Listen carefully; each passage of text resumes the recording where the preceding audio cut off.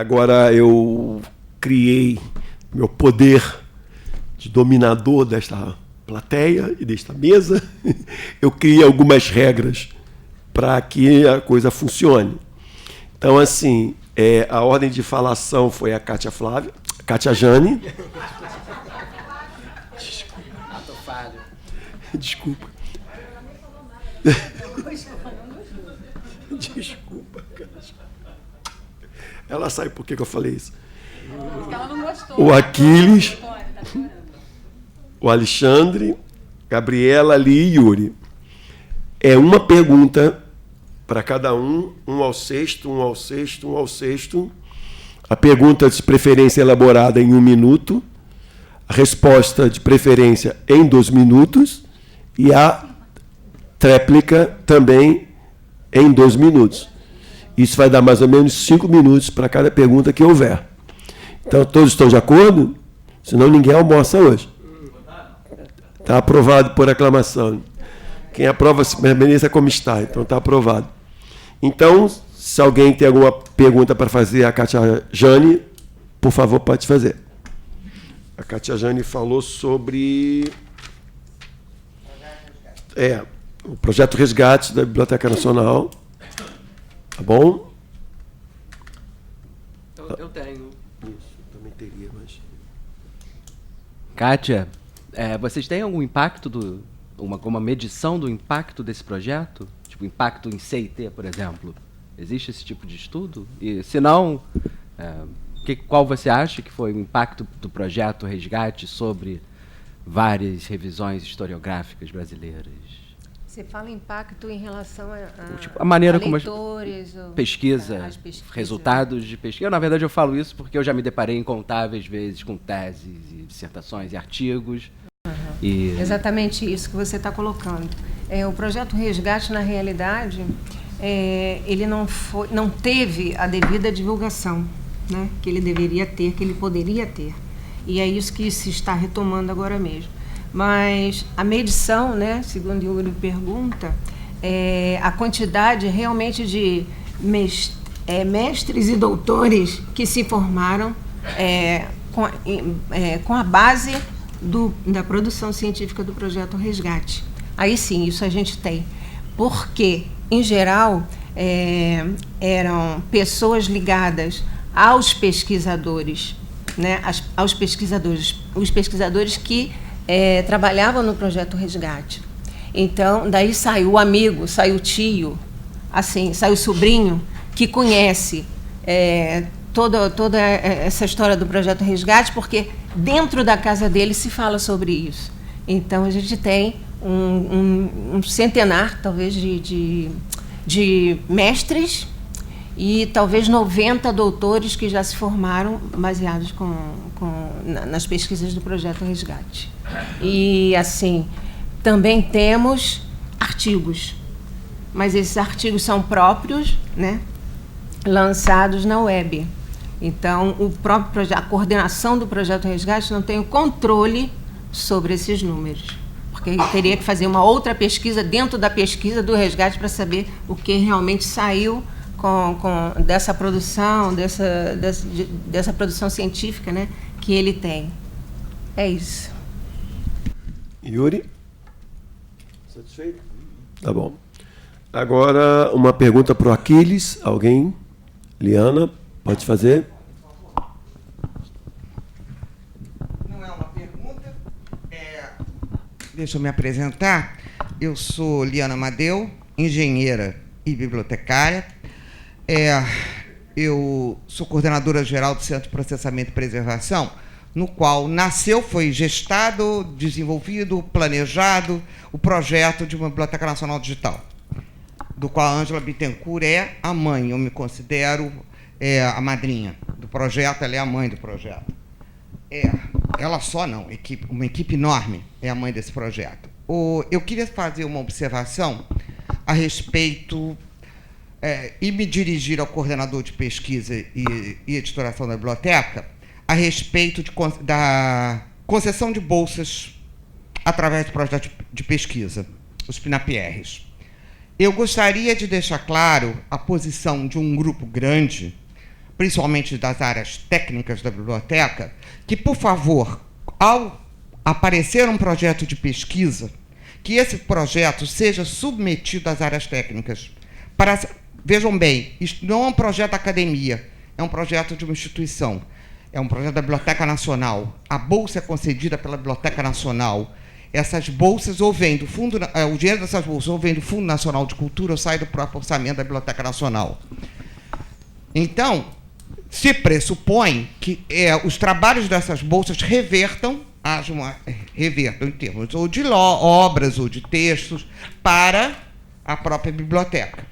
Então, eu gostaria que, principalmente, se for uma coisa técnica, que as áreas técnicas da biblioteca sejam consultadas sobre se é considerado ou não a pertinência ou não desse projeto para a atual conjuntura da biblioteca. Outra coisa, eu gostaria de pedir ao PNAP-R, Aquiles Alencar Breiner, que, por favor, por uma questão ética, já que a bolsa é dada pela Fundação Biblioteca Nacional, ao fazer palestras sobre a sua pesquisa em ambientes externos, em outras instituições, inclusive instituições do próprio sistema MINC, que, por favor, se restrinja à sua pesquisa. Número 1, não atrele a sua posição de pesquisador à Biblioteca Nacional. É um pesquisador externo, PNAP-R, na biblioteca. Segundo, que, por favor, não faça certas críticas ao projeto da Biblioteca Nacional. Olha, eu tenho gravado, tá? Eu tenho que fazer crítica porque é uma pesquisa científica. Eu não estou aqui para agradar ninguém. Eu não estou... número 1, eu gostaria de dizer que o senhor Aquiles não consultou, não procurou, nunca fez um estágio, nunca fez nenhuma aproximação com a equipe técnica da Biblioteca Nacional Digital. Zero. Houve uma conversa com a Ângela Bittencourt, que logo no início e depois pronto. Então, e o que nós queremos é desvincular. Veja bem, nós não estamos querendo que você não faça críticas ou desfaça críticas. Nós queremos desvincular a sua pesquisa do projeto Biblioteca Nacional Digital. A sua pesquisa poderia ter sido feita por qualquer pessoa, pode sim, tanto que o professor Moreno, da Unirio, que já foi estagiário da Biblioteca Nacional, alguns anos atrás, fez o mesmo tipo, similar, um pouco menos elaborado em relação à coleção Alexandre Rodrigues Ferreira, inclusive no FLIRC, que ainda está no ar, inclusive, a pedidos nossos. Então, a solicitação é desvincular. A sua pesquisa não tem nada a ver com projetos, com programas da Biblioteca Nacional Digital. Ela pode ter a ver com projetos, com programas do que você denomina de curadoria digital, que pode ser usado em qualquer instituição. Eu estou querendo desvinculá-la, a sua pesquisa, do que é feito, do que é o programa, do que é a política da Biblioteca Nacional. Aquiles, por favor. Quanto à questão, a minha pesquisa ela foi aceita e muito bem aceita por um grupo externo de pesquisadores, né? E o que eu noto na Biblioteca Nacional é que qualquer crítica que a gente possa levantar em relação a serviço é tido como uma crítica negativa. E o que eu quero é ajudar a biblioteca a pensar nos seus serviços, né?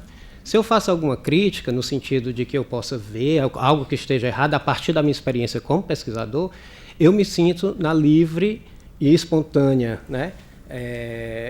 Eu tenho esse livre comportamento de levantar essas críticas, porque isso é parte da pesquisa científica, né? Então eu não posso fazer... Não sei se a senhora chegou a ler o meu projeto.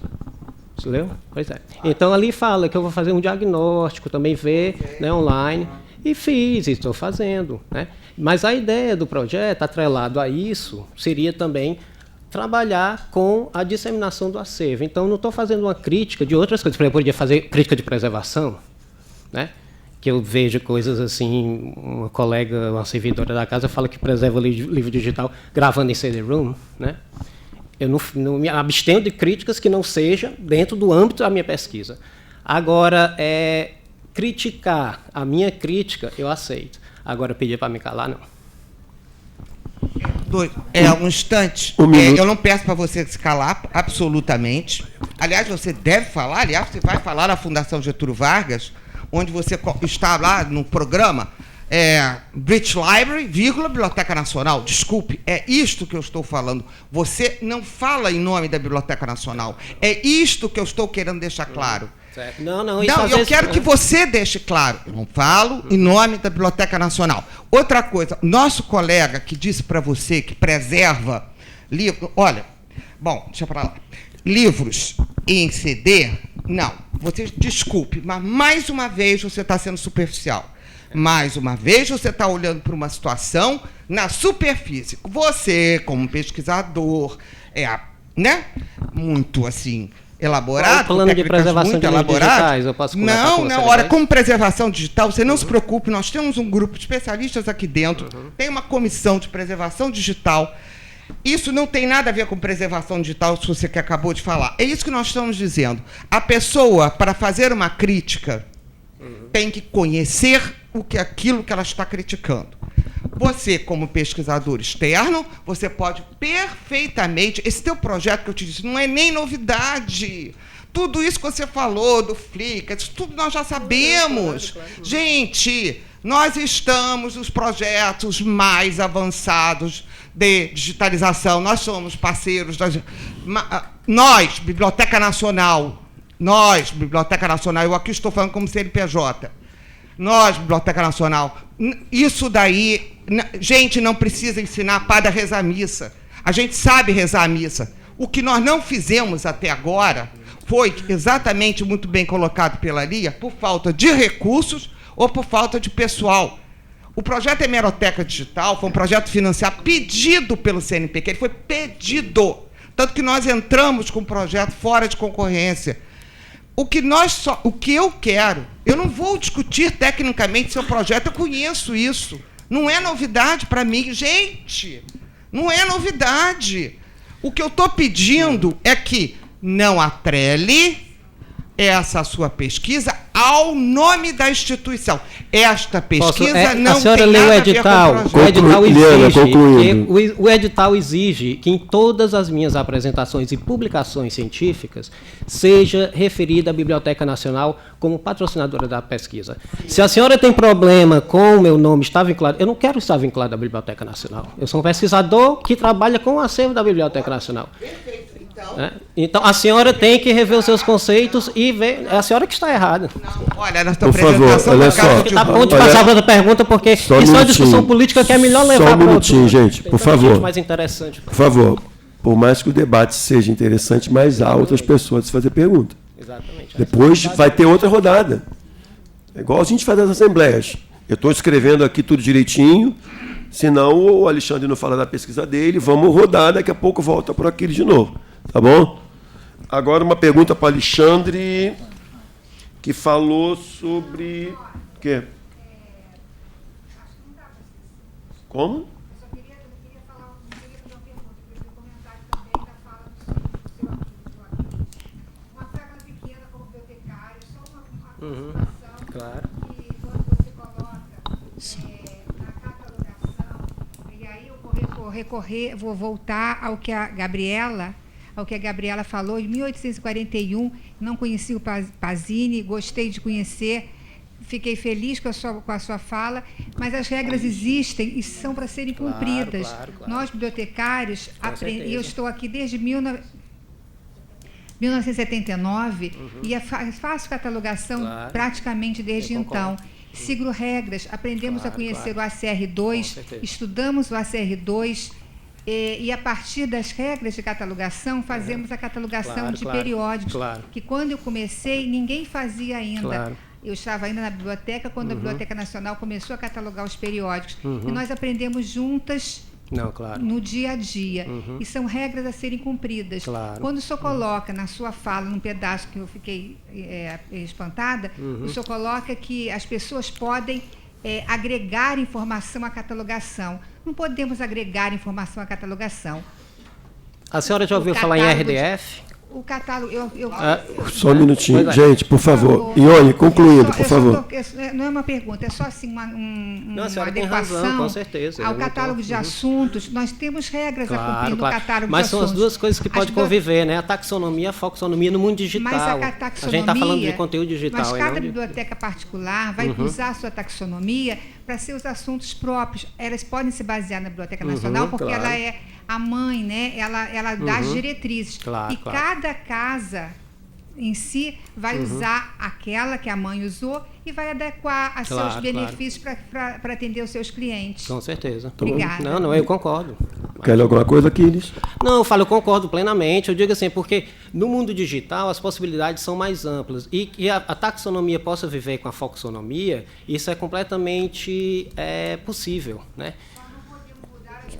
Não. As regras, não, mudam-se os modelos. Por exemplo, o RDF, né, Resource Description Framework, que já fala da questão dos dados linkados. Então, a gente já está entrando em outro domínio, que é o domínio digital. Ione, E essa linkagem de dados, ela tem que ser feita através também de outros participantes que não só a instituição que alberga aquele tipo de informação, né? Mas não podemos mudar as regras de catalogação da casa. Não podemos Não, pegar e mudar. Eu nunca falei isso.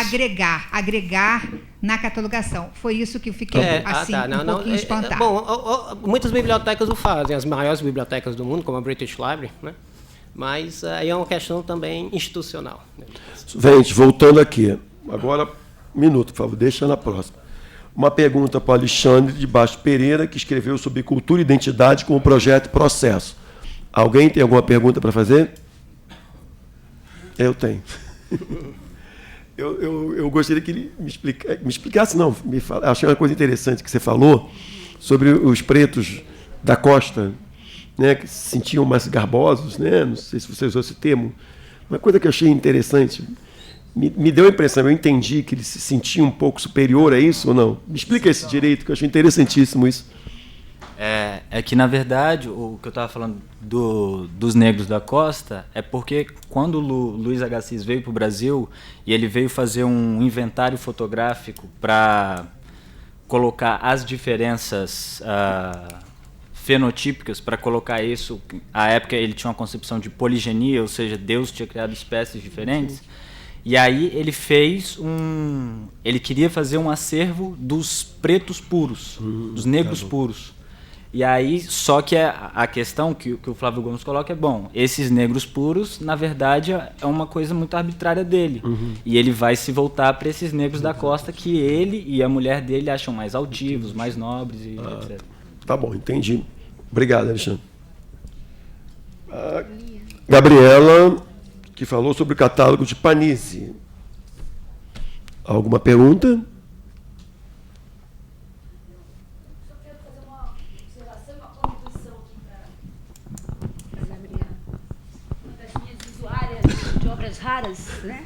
Porque eu fico muito contente quando encontro os pesquisadores do programa de bolsas da Biblioteca Nacional efetivamente utilizando o acervo da Biblioteca Nacional.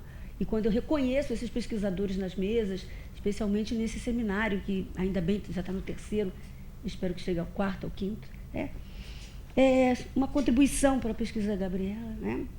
A biblioteconomia brasileira, no século XIX, na primeira metade do século XX, era essencialmente influenciada pelo modelo francês de biblioteconomia. Talvez por isso a Panizzi não esteja evidenciado nos procedimentos biblioteconômicos. Eu não acredito que ocorresse uma barreira de língua, era apenas uma questão cultural. O francês era efetivamente a língua culta ao longo de praticamente todo o século XIX e no início do século XX.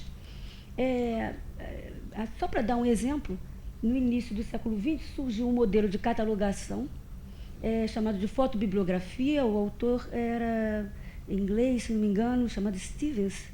E esse modelo de catalogação, de descrição, é utilizado até hoje no mundo da bibliofilia e foi muito utilizado no Brasil.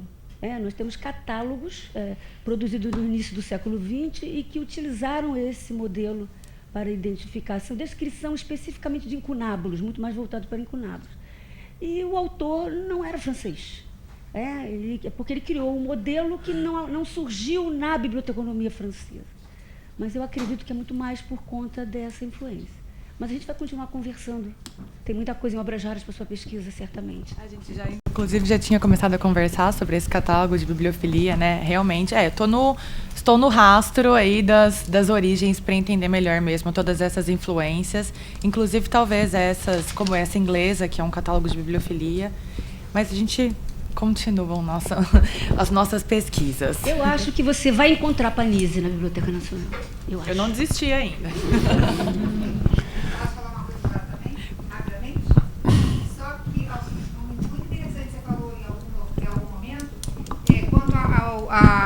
Arquivamento por tamanhos e formatos, sim, que até hoje a gente precisa dessa situação para poder armazenar nossas obras, na maioria dos casos. Nas grandes bibliotecas, inclusive, né? Convido a conhecer o setor periódico, leva para o armazém para você ver. Obrigada.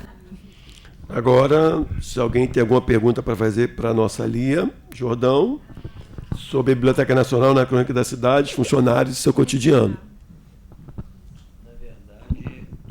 Ambos os dois.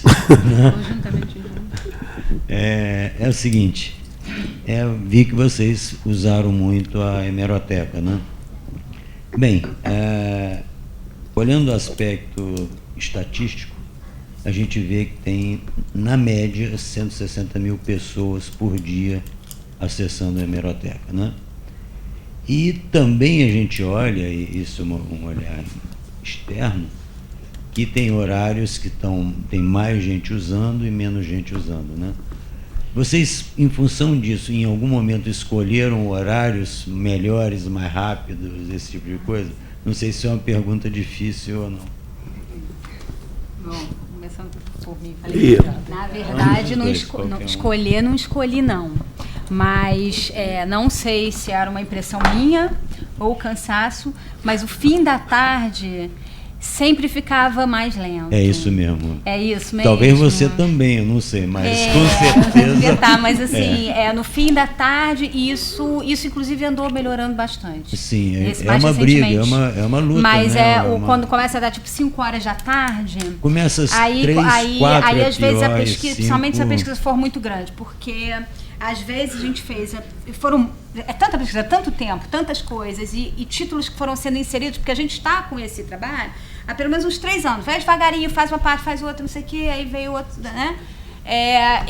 E aí vários títulos foram sendo acrescidos, né, ao longo desse período. Então a gente voltava, ai meu Deus, a revista tal já está, aí volta, refaz. Então muitas vezes a pesquisa variou muito, mas por título, por década, por estado e tal. E aí quando chegava numa pesquisa muito abrangente de páginas, uma década que já tem muito jornal digitalizado, muito periódico digitalizado, que a gente queria procurar por um nome ou dois, 5, 6 horas da tarde, há um ano atrás, ficava mais difícil. É isso mesmo. Eu não tenho passado por esse tipo de questão recentemente, não. Isso também tenho pesquisado menos, porque a gente também já está numa outra fase, mas aquela pesquisa passar o dia inteiro olhando, por exemplo, olhar.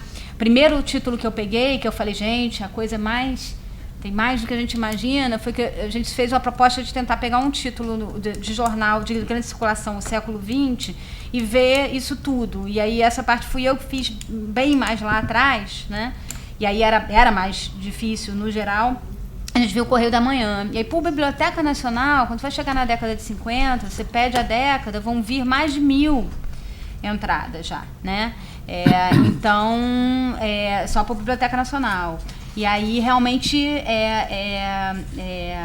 a gente passou por muito tempo fazendo isso. Então, agora, por exemplo, a gente vai adquirindo algumas manhas, uns macetes, né? Mas, realmente, essa coisa do horário de pico, você acabou de me confirmar uma desconfiança que eu tinha. Como você falou, tem melhorado, né? Porque é uma luta, é uma corrida atrás disso, mas é a hora que tem mais gente, né? Quer dizer, apesar de ser 160 mil por dia, isso não é uma medida muito boa, porque chega nesse horário que você fala, vai de 15 a 20 mil usuários por hora.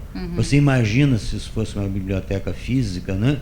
Entrando 15 mil pessoas e saindo 15 mil pessoas por hora. É inviável, na verdade, isso não existe, né? sem isso, né? É um recurso totalmente novo, que é um divisor de águas, né? O Yuri, se quiser, pode complementar, ou se alguém quiser fazer uma pergunta para o Yuri sobre a morte vive na BN. Eu queria fazer... Yuri, você está também trabalhando com a própria questão dos bibliotecários e a visão que eles têm da BN, como Edson Nery da Fonseca, por exemplo? Não conheço especificamente. Não, ela é muito interessante. Edson Nery da Fonseca, é um dos maiores, quase fundador do curso de Biblioteconomia na UNB, e ele tem umas visões bem particulares e interessantes sobre a Biblioteca Nacional. Pernambucano. Yuri? Não? Eu também queria falar. Primeiro dizer que, neste momento, a Biblioteca Nacional está cheia de fantasmas. Cheia, em todos os lugares, principalmente em Obras Gerais, muito cheia de fantasmas. Por quê? Porque, desde sempre, as bibliotecas que praticam o que aqui foi chamado de ordenação por tamanhos, mas que tecnicamente é designado sistema de localização fixa, ao retirar um livro da estante, ele é substituído por um fantasma. Tá? O item, o papel, o documento, que originalmente era até uma estruturinha de madeira que era colocada no lugar do livro. Não só no Brasil, mas em todas as bibliotecas no mundo que praticam ainda o sistema de localização fixa, porque ele é alicerçado em princípios de preservação. Tá? Então, eu entro em Armazém de Obras Gerais, vejo aqueles papeluchos todos, eu falo assim, olha quantos fantasmas. Talvez daí tenha começado essa lenda, essa história de que a biblioteca tem fantasma, todas as bibliotecas, né? Porque a Biblioteca Nacional, embora muitas vezes seja criticada e tal, ela sempre foi a biblioteca modelar no país. Né? As outras bibliotecas no Brasil costumam vir no rastro das iniciativas, porque a biblioteca sempre foi precursora em todos os aspectos de iniciativa. Essa é uma contribuição. Sobre a questão da morte na biblioteca, existe isso que você está encontrando na literatura, essa abordagem negativa, a referência a livros, a estantes como um cemitério, livros como mortos e tal. É um princípio na bibliografia, que dizem que os livros estão vivos, porque eles conversam entre si. A bibliografia é a ciência de um autor, um livro citar o outro. Então, na verdade, eles estão ali conversando, até que um leitor apareça. Essa ideia foi corroborada por um bibliotecário indiano no início do século XX, chamado Shyali Ramarita Ranganathan, que fixou 5 leis da biblioteconomia, né? Na verdade, fundamentos que ele chamou de leis, e a última lei ele diz que a biblioteca é um organismo vivo. Isso hoje alicerça muitas teorias, teses, dissertações da biblioteconomia no mundo todo. Né? Os 5 princípios do Ranganathan, cada um deles gerou tratados específicos e tal. Então, essa ideia do fantasma talvez seja uma lenda, até uma forma de olhar que tenha começado com esta prática de organização e administração de bibliotecas. E essa ideia de biblioteca como lugar de morte e tal, talvez de preservação de memória, como você reiterou também, né? Como talvez um recurso do indivíduo continuar vivo, mesmo depois que o corpo físico não acontecesse, não permanecesse. Ok? Fantástico. Agora, voltando para Kátia Jani, sobre o projeto Resgate. Yuri quer falar mais alguma coisa? Agradecer. Então, obrigado. Então, Yuri, desculpa, alguma outra pergunta para a Kátia Jani? Eu tenho. Não, porque eu conheço o projeto Resgate, acho que desde que eu cheguei aqui. Né? Eu queria saber da Kátia sobre a importância desse projeto para o pesquisador brasileiro, que, como ela falou, é pouco divulgado. Né? Então, eu gostaria de saber a importância que ele tem para o pesquisador que vem à Biblioteca Nacional em busca de informação e para o pesquisador de uma maneira geral.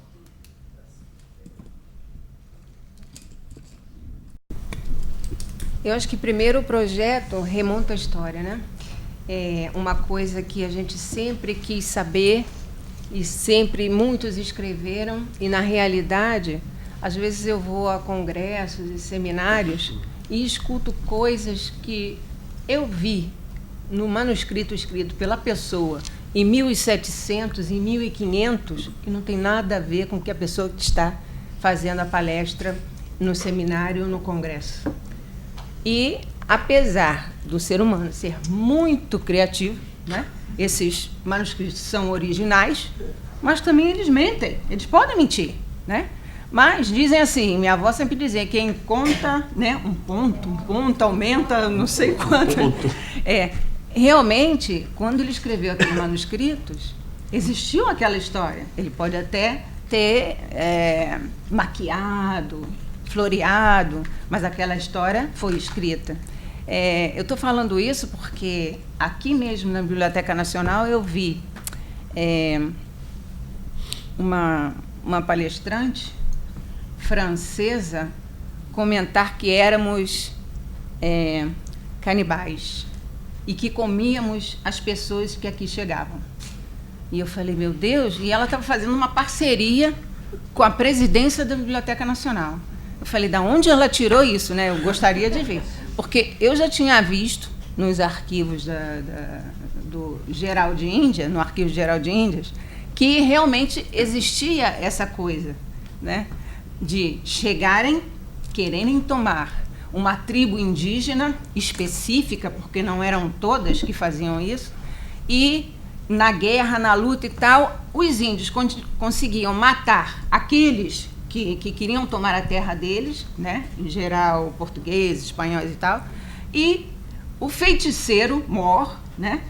Escolhia aquele que foi o melhor lutador que ele viu, e realmente ele ia, fazia um ritual, cortavam a cabeça, abriam o cérebro e tiravam o cérebro para ele ter a sabedoria daquele lutador, daquele gesto que ele teve de lutar até o final. Ele morreu, mas ele soube lutar.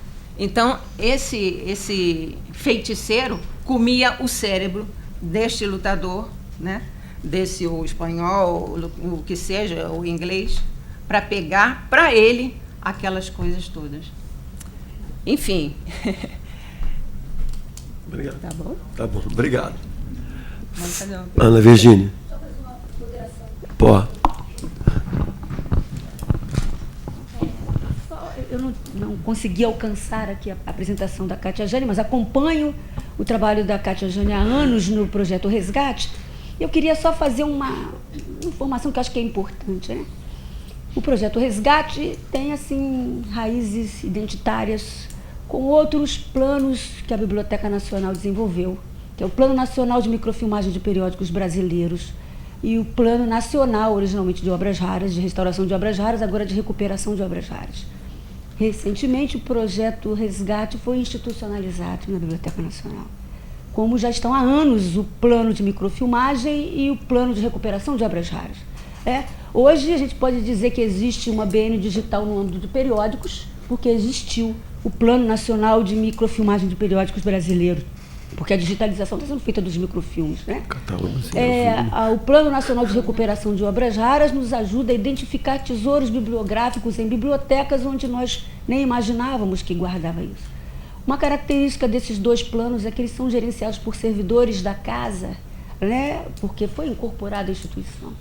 Então, eu acho que está na hora de nós, colegas, funcionários da biblioteca, olharmos para o projeto Resgate como uma ação da Biblioteca Nacional, né? E lutarmos pela continuidade do trabalho do projeto Resgate no mesmo nível, com a mesma qualidade, quando ele estava sob o âmbito de outros 2 ou 3 ministérios, neste momento em que ele está sendo reestruturado, né? Neste momento. Diga-se de passagem, a Kátia trabalha sozinha, né? Ela e Deus. Tá bom? Agora, uma outra pergunta para o Aquiles. Agora, você, que já tinha se inscrito antes na Ione, mas a Ione falei que ele faria depois.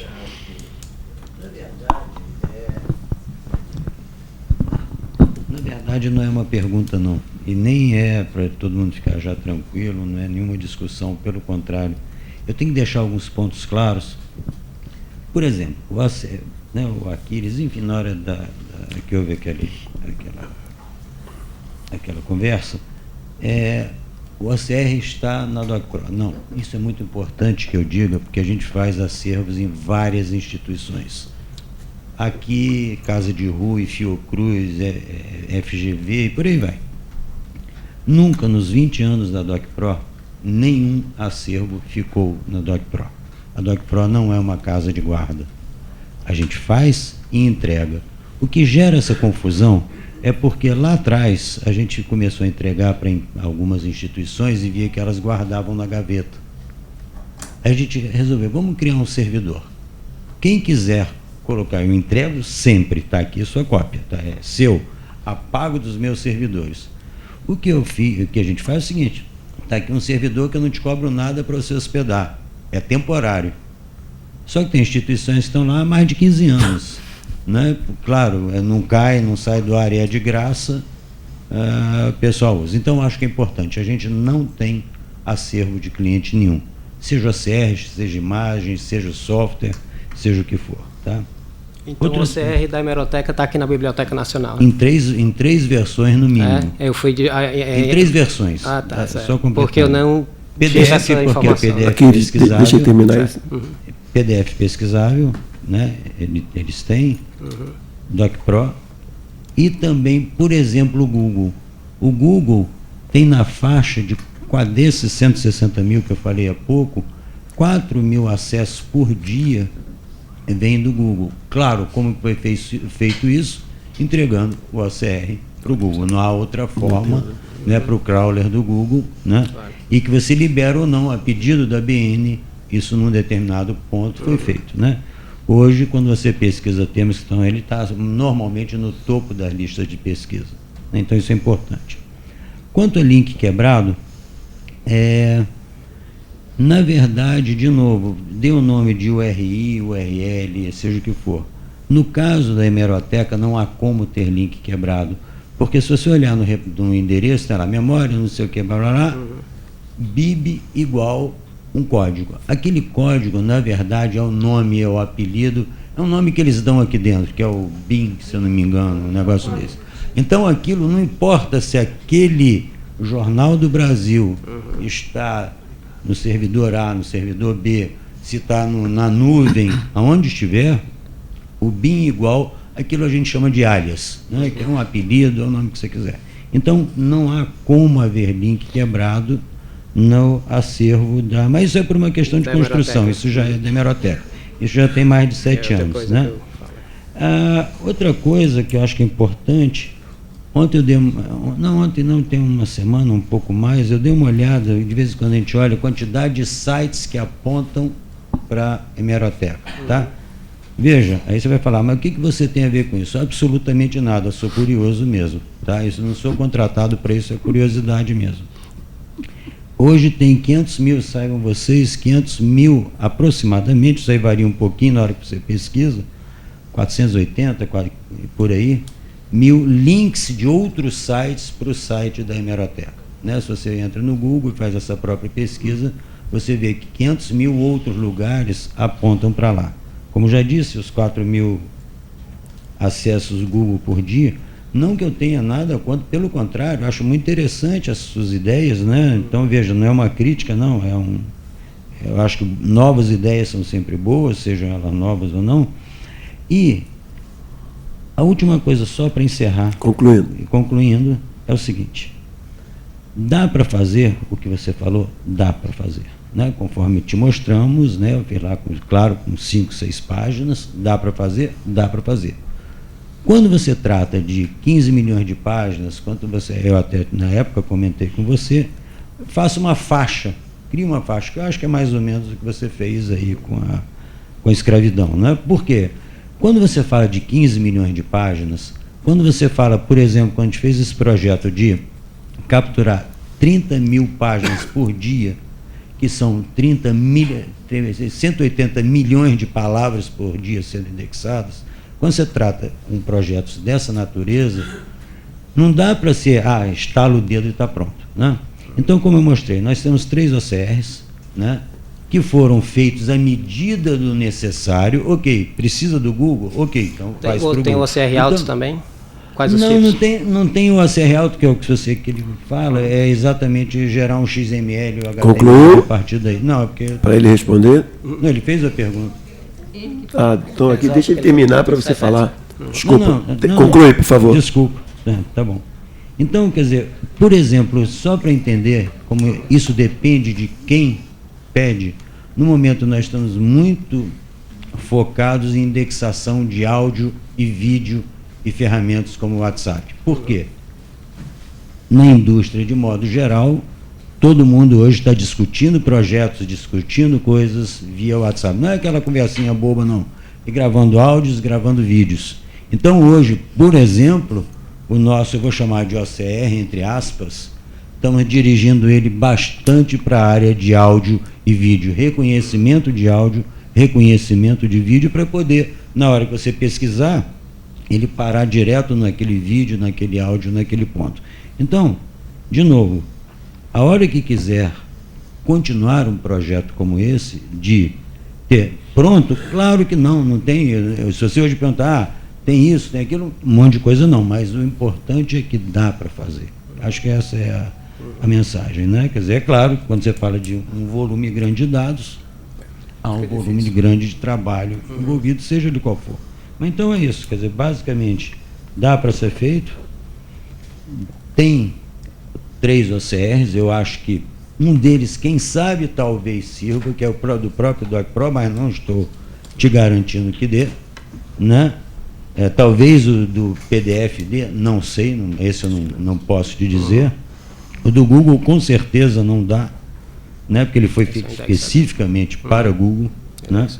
Então é isso, quer dizer, e outro exemplo só para encerrar de fato, de novidades e coisas desse tipo, mostrar a flexibilidade do que é possível, é um projeto Capa Sumário, que daqui a pouco vocês vão estar ouvindo dele, que está sendo feito numa instituição aqui no Rio, onde a gente junta, como o nome diz, capa, índice, etc., digitalizado de todos os livros da instituição, com o catálogo que eles têm, seja PHL, Sofia, etc., etc. Então, sempre tem uma forma de você fazer. Agora, o que tem que ser feito é o quê? Estudar como aquilo vai ser feito. Claro. Ok? Então é isso que eu estou... Aquiles, por favor. Certo. Não, essa é a questão da curadoria digital. Sempre está procurando coisas novas. Aí novos desafios e quando eu falo assim da questão da gestão, na questão do OCR, ele é muito importante para a área de humanidades digitais. Porque se você tiver uma página do jornal, um computador jamais vai entender aquilo como uma página de jornal, né? Então o OCR seria, digamos assim, a tradução daquela página em uma linguagem que seja tanto legível para o computador quanto para o humano. Só para situar aqui a questão do OCR. Então, no caso das humanidades digitais, o que a gente faz é muito trabalho com mineração de texto. Por exemplo, o trabalho que a Lia está fazendo, com o OCR, nessa busca 1 a 1, talvez pudesse ser muito mais rápida, né? Você pode fazer mapeamento, você pode fazer extração de ontologias, você trabalha com mineração de dados. Então, o OCR, essa questão é essencial para qualquer pesquisa dentro da área de humanidades digitais, porque ele pode, né, a gente pode desenvolver algoritmos, por exemplo, a questão mesmo dos dados sujos, né? A questão compilando imagem, mas tem muita coisa que aparece que não é uma imagem, mas a gente também pode treinar um computador a reconhecer. Então, o interessante é isso, a pesquisa, ela visa trabalhar na potencialidade do que possa ser feito a partir dos recursos institucionais, né? Mas eu assim, concordo com tudo que foi dito e tal. E conheço muito bem o trabalho do Lavaquial, que é maravilhoso, né? A hemeroteca é um grande sucesso.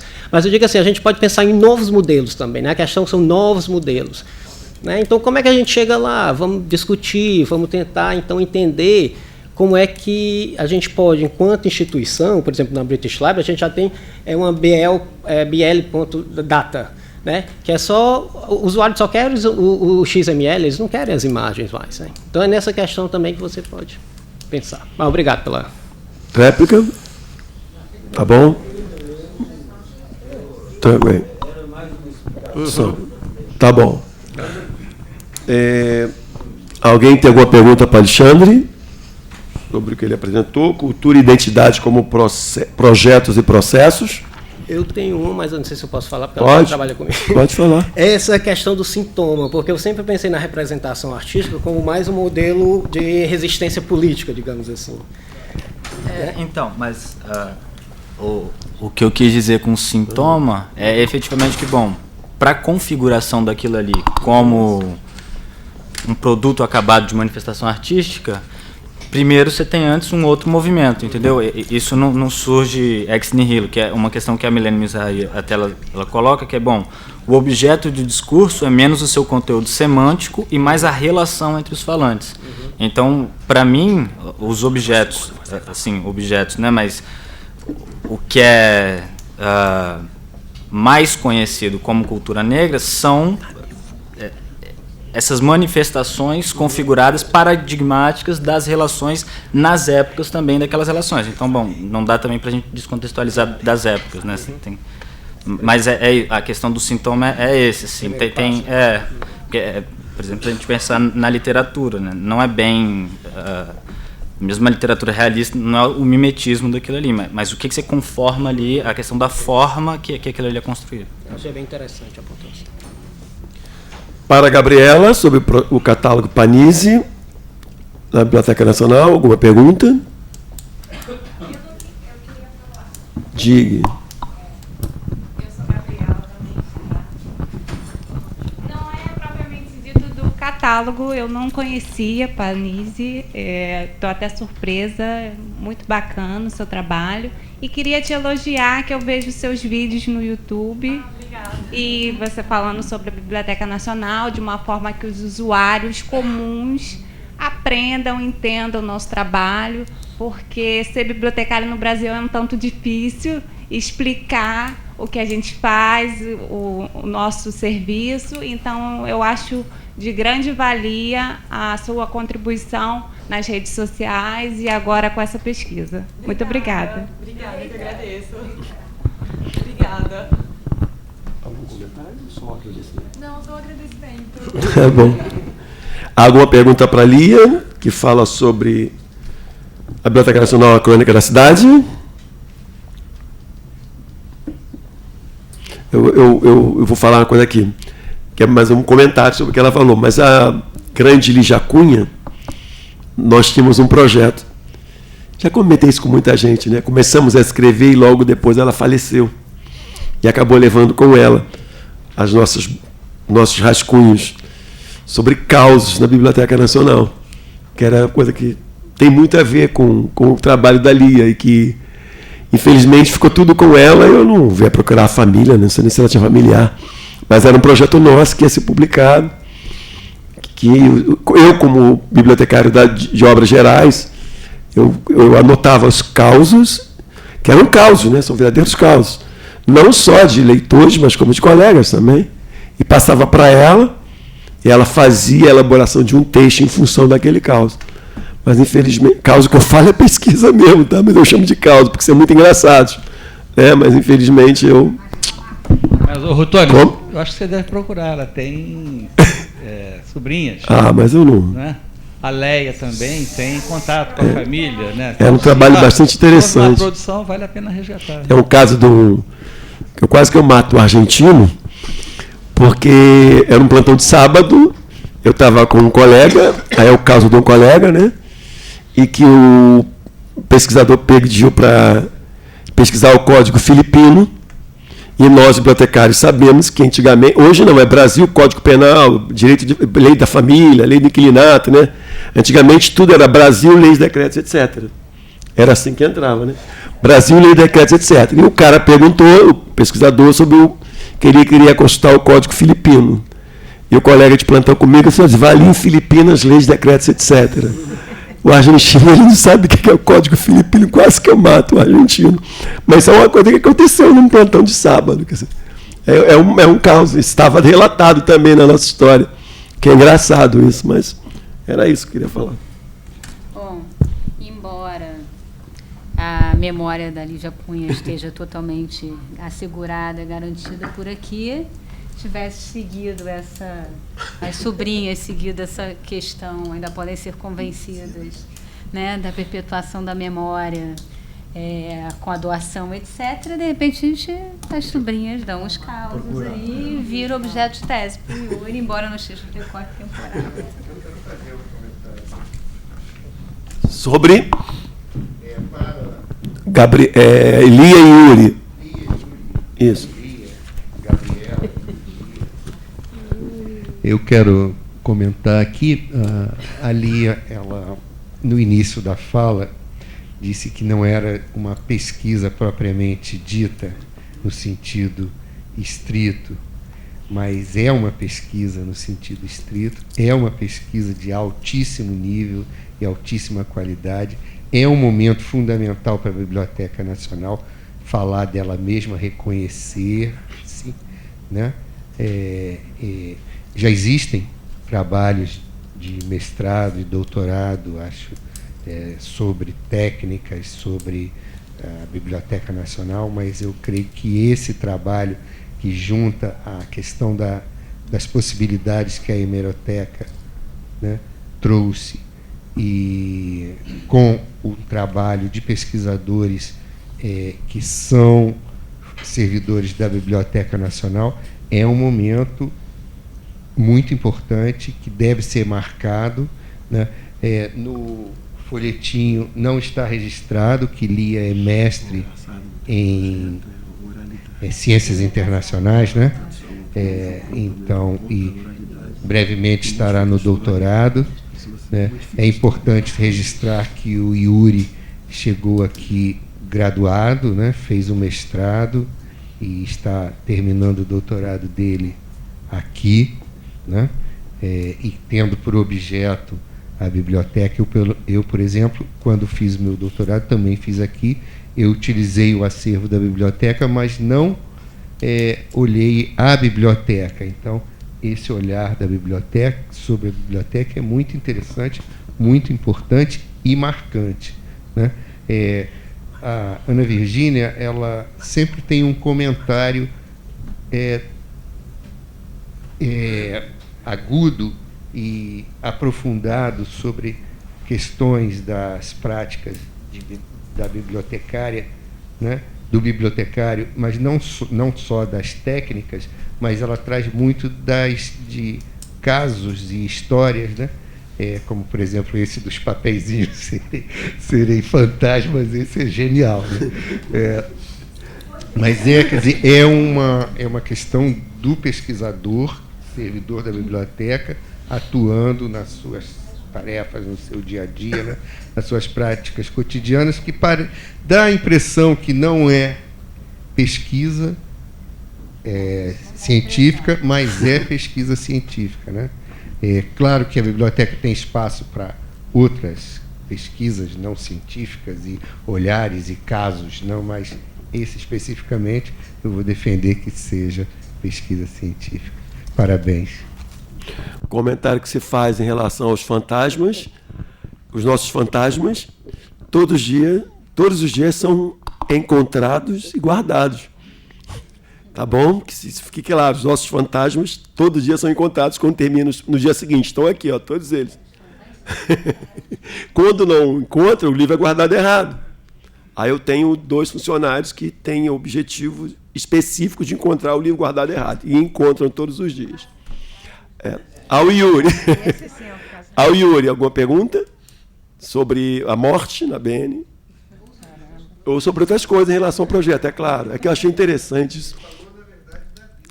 Eu sei. Não, eu sei, mas é o tema do trabalho.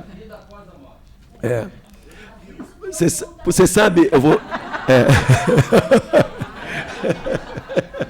Anota. Gravou. Yuri, gravou? Ô, Yuri, você sabia que nós temos um funcionário que trabalha na biblioteca? Não sei se ele continua publicando ainda, falando de morte, mas ele publicava todos os anos obituário na Biblioteca Nacional, uma coisa assim, um livro. Ele tinha, o Jornal do Brasil tinha uma coluna, né? Obituário. Todo dia tinha uma coluna. As pessoas que morreram, o Jornal do Brasil publicava, até o jornal acabar ele tinha. Até o papel do Jornal do Brasil acabar ele tem, não sei se ainda tem na internet. E esse funcionário, que é o Luiz Paulo, né, que está na classificação, ele publicava isso todo ano. Ele resumia, ele copiava o ano inteiro e publicava um livro. Obituário, não sei se é na Biblioteca Nacional, mas é algo parecido. Vários livros sobre isso. Está no acervo. Eu não sei se interessa, mas é uma coisa interessante. São pessoas que morreram, mas... São. Isso. É muito importante também. Mas eu estou colocando...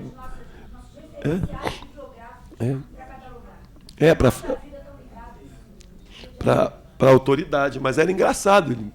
Teoricamente não tem nada a ver com a biblioteca, mas tem a ver com a biblioteca. É isso. Agora, quer fazer algum comentário? Importante? Grande parte das pesquisas na hemeroteca são sobre familiar, árvore, genealogia, né? E são fundamentais, porque até provas legais você acaba tirando disso para pedir nacionalidades italianas, muito, etc, etc. Muito. Isso tem muita gente fazendo, muita gente. Agora, dando prosseguimento e passando pela última rodada de perguntas e respostas. Se alguém quiser fazer alguma pergunta para a Kátia Jane sobre o projeto Resgate. Ok? Alguma pergunta para o Aquiles?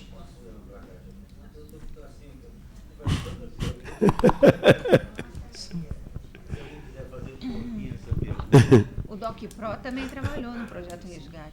Isso. Mas depois que ele foi para a internet, você reparou alguma? Infelizmente eu não tenho dado de acesso.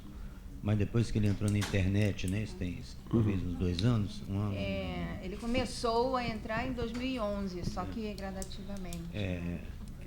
Tá, então não deu para perceber não deu assim ainda uma. Para fazer uma estatística. Tá, okay. Alguma pergunta para o Alexandre sobre cultura e identidade como projetos e processos? Alguma pergunta para a Gabriela sobre o catálogo Panizzi?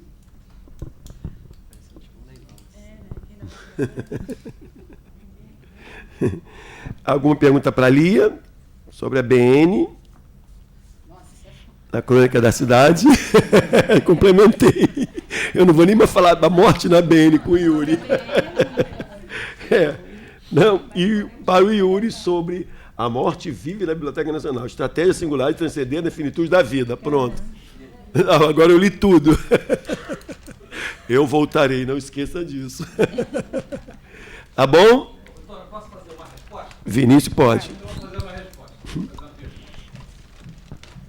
Minha resposta é a todos vocês presentes ao evento, né, nesses 3 dias, aos palestrantes, aos bolsistas, aos pesquisadores da casa, né, nessa terceira jornada foram 30 projetos apresentados, né, 23 de bolsistas, 7 de pesquisadores da casa, né. Na abertura, na segunda-feira de manhã, eu disse que nós estávamos completando, tirando o concurso que ainda vai haver esse ano, a concessão de 285 bolsas. Não é pouca coisa, né? Sendo 40 dessas bolsas de residente, que é um programa que existe há menos tempo. O Programa de Apoio à Pesquisa, o antigo PNAP, né, como a gente chamava, começou em 2004. O programa de residência se iniciou em 2013, né, na gestão do Renato, e já contemplou aí 40 bolsas e já está rendendo alguns produtos, né? Mas eu acho que mais do que esses números, essa reunião aqui de hoje, né, ela mostra a importância para a vida da biblioteca, para a identidade da biblioteca, né, de um evento como esse, que eu acho que não é fácil, não é difícil a gente deduzir, né, ou que eventos como esses, né, não necessariamente jornada de pesquisadores, deveriam acontecer mais, porque é difícil é raríssimo a gente ver os funcionários de várias áreas, né, não estou dizendo que estão todas as áreas aqui, mas áreas técnicas, tem gente aqui de todas as áreas técnicas. A gente não faz isso quase, né? E o que a gente fez? A gente discutiu, o resumo disso é de uma riqueza, né? A gente discutiu hoje mesmo o passado, o presente e o futuro da Biblioteca Nacional, né? Com visões diferentes, acaloradas, algumas, outras menos, não importa, mas a gente está discutindo a nossa instituição, a nossa identidade, né?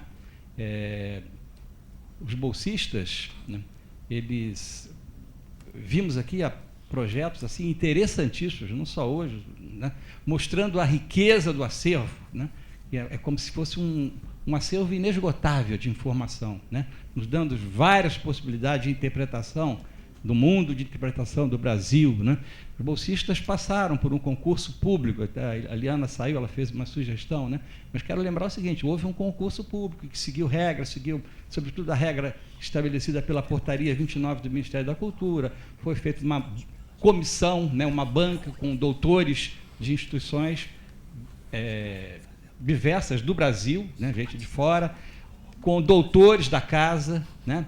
Então, a seleção de bolsas tem que seguir essas regras. É um concurso público, o que não quer dizer que a gente não possa discutir, né. Eu, particularmente, acho que nós todos somos abertos para sugestões, né. Agora, foram todos seus projetos legitimados, né, por uma comissão de seleção organizada dentro das regras do concurso público, né. Interpretações diferentes sempre haverá, né? Isso faz parte da vida, né? Da vida. E acho que a discussão, né, apesar das faíscas, né, elas só vão somar, só vão abrir os nossos horizontes, né?